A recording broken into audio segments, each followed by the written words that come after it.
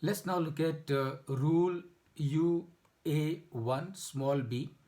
Rule UA1 small b is about determination of fair value of archaeological collections, drawings, paintings, sculptures, or any work of art. And that's your rule 11 UA1b. And it is also about so how do you it is also about determination of fair market value of any artistic work in artistic work.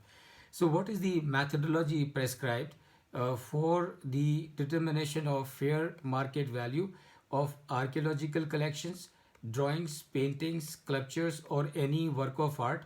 The methodology prescribed is price which it would fetch if sold in the open market on the valuation date, and that is how it is to be done.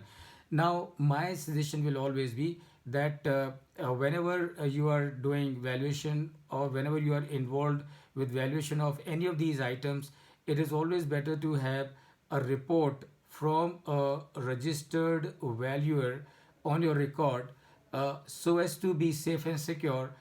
Tomorrow, in case if there is any question or query raised by any of the authorities, including of course the income tax department, which is going to be prime authority to raise any question or any query. Then rule 11 UA1B also talks about determination of fair market value in case of artistic work.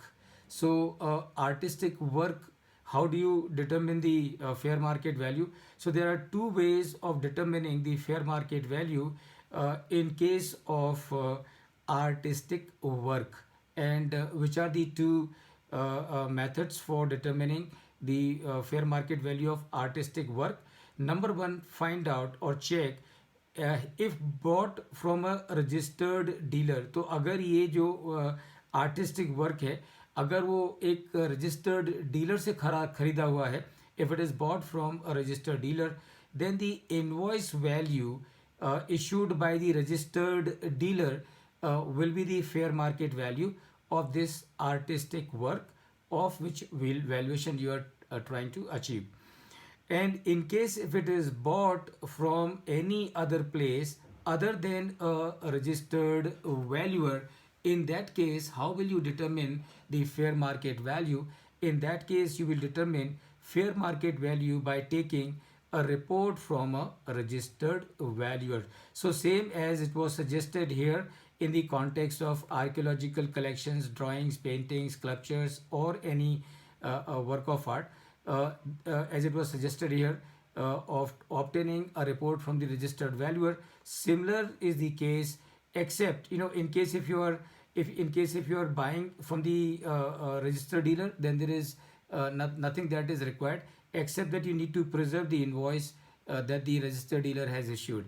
In case if this artistic work is obtained from any other source other than a registered dealer, in that case a report from a registered valuer on your record will of course be useful for you in case of any question, query, investigation, inspection that may follow.